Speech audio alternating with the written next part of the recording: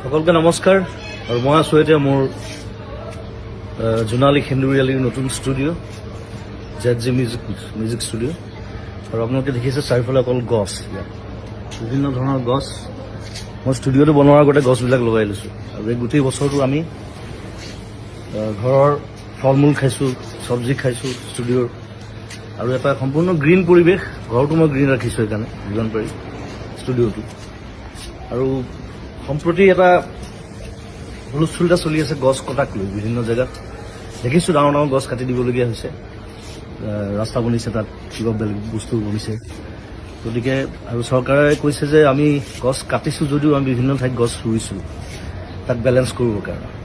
কিন্তু এতিয়া কিছুমান জেগা আছে, যেনে ৰিচেণ্টলি যিটো হুলস্থুল চলি আছে দীঘলী পুখুৰীৰ সেই পুৰণা গছখিনিক লৈ পেলাই।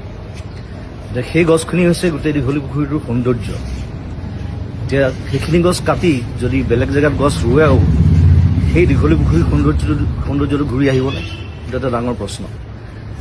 ৰিচেণ্টলি দেখিলোঁ আগৰতলাত পুৰণা গছ নাকাটিবৰ কাৰণে ফ্লাইঅভাৰৰ পেটাৰ্ণ সলনি কৰা হৈছে। গতিকে সেইটো বস্তু আমাৰ ইয়াতো সম্ভৱ মই ভাবোঁ।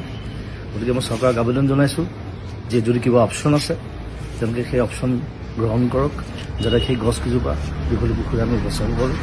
সেইটো মোৰ ফালৰ পৰা অনুৰোধ, সমগ্ৰ অসমবাসীৰ ফালৰ পৰা অনুৰোধ। আৰু ধন্যবাদ জনাইছোঁ সকলোকে। আৰু এই যিটো আমাৰ বিপ্লৱ চলিছে গছ সংৰক্ষণ, গছ বচোৱাৰ, তাত সকলোৱে সহযোগ কৰক।